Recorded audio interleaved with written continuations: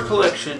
In today's video, we're going to be checking out the Sony DCR-TRV900. We'll be going over the specs of this camera, and then after that we will look at all of the physical features of it. And unfortunately, in this video, I will not be showing any example footage of it because this camera has some problems. Bought it off of eBay as a untested camera. It has very glitchy footage. I've tried cleaning it a few times very well, and it still has glitchy footage. And the S-Video and AV out does not work on it, so I am unable to show you any footage with it. So with that being said, this is going to be up on my eBay store. I'll be selling it for cheap for parts. It will come with a battery and a charger with it. They are brand new. So with that being said, let's get into these here specs. This camera came out in 1998. This specific one is actually from 2000. Taking it apart a little bit, I've seen some things on the inside that were dated from 2000. So that is how I know that it is from 2000. It records onto mini DV tapes, and the original MSRP for this guy in 1998 was a whopping $2,700, and that is just insane to me. I can't believe how expensive these camcorders were back 25 years ago. You look at these things now, and the capability of them is just, I don't understand why they were that much, but this was a very high-end consumer, almost prosumer video camera. It's very legendary in the skateboarding community for filming skateboarding because it has a very similar look to the VX1000 and the VX style video cameras. It does have 3 CCD sensors. They're a 1/4 inch. It also has a 3.5 inch LCD screen on it, and I find it to be a very nice LCD screen, especially for 2000. A lot of them are very pixely. You can definitely tell that this one is a little pixely, but it's not too bad. You can see your image very well. It does have a 12 times optical zoom with a 48 times digital zoom. Along with that, it does have a manual focus ring. The lens focal length is 4.3 to 51.6 millimeters. It has a 52 millimeter lens threads on it, so for any kind of lens filter, wide angle, or fisheye you want to use on it, that's the size that you would need. It does have Sony's super steady shot on it, and the low rating for the low lux capability of it is 4 lux, and the recommended illumination for this camcorder is 100 lux. The audio on this guy is a stereo microphone, and you can switch between 12-bit and 16-bit. It has a maximum shutter speed of 1 in 10,000, and a great thing about it is you can manually adjust the audio levels on this guy for professional audio dubbing, I guess you could say. So those are some of the specs for this camcorder, and we'll go around and show you the physical features of it. So starting off at the front, it does come with this very nice, I guess it's kind of plasticky sun hood on it. And this is one that's actually a very different way that I've seen a camcorder have it placed on it. So it actually screws on like a fisheye or a lens filter. It just has these little rings right here, and you put it on the front and it screws on, and there's a little spot that it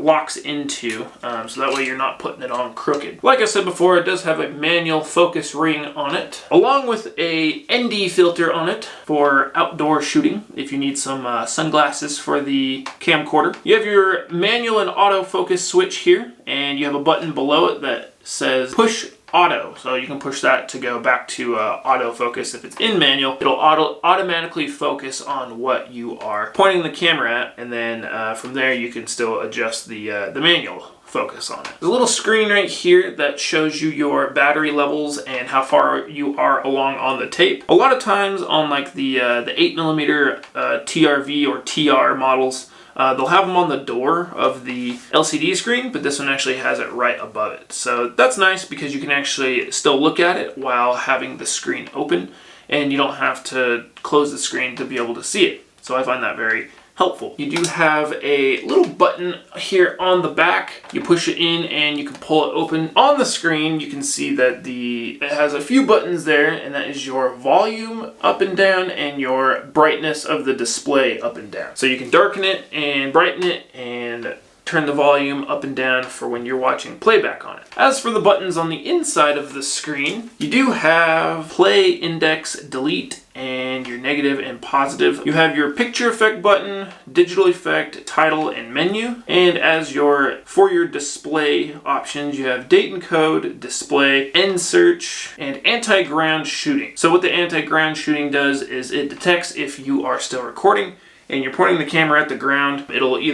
You can turn it off, you can turn it to 5 seconds, and you can turn it to instantly, I guess. So if you're pointing it at the ground, you have it on 5 seconds, it'll count down from 5 and then stop recording. And the instant one is if you just end up pointing it at the ground, it'll stop recording immediately. Then you do have your playback speaker on the side along with your reset button. And a weird thing about the TRV900s, I see them all the time on eBay from like the pictures and stuff, is this little yellow kind of half circle rubber piece. I assume it's kind of a pad for the screen to kind of sit against, but it's always just a really gross, like yellow stained, cigarette stain color, and it's always just kind of gross looking. They all look like that, and I don't understand why. I don't know if that's the original color of it or not, but that's just what color I always see in it, and it's just kind of gross. On the side here, you do kind of have your modes switch here. So you have auto lock and hold, and then in between is your kind of manual mode. So if you have it in auto lock, you can't adjust any of the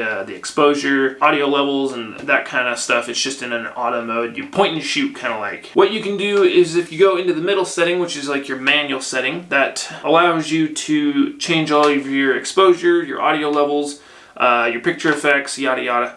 And then if you hit hold, or if you switch it to hold, it will hold all of those presets for you, and you're not able to actually change them. So it's kind of like you switch it into auto mode, but you have them specifically selected, and they're set to what you have them set to, if that makes sense. On the back, you do have your buttons for shutter speed, white balance, program adjust, and exposure button. Below that, you do have a little wheel for selecting through the menu and balancing your exposure, white balance, shutter speed, and all that kind of fun stuff. And it pushes in just like a button. And this one's actually really nice. It's not stiff or glitchy or anything like that. And it works really good. It does have a colored viewfinder on it, and it does look pretty decent on the inside. As always, you do got your focus for your viewfinder for your eye, and on the back you do have your battery release button here. One thing that I forgot is your DC in here to be able to power the camera and charge the battery. And then this little button here with the little clock is your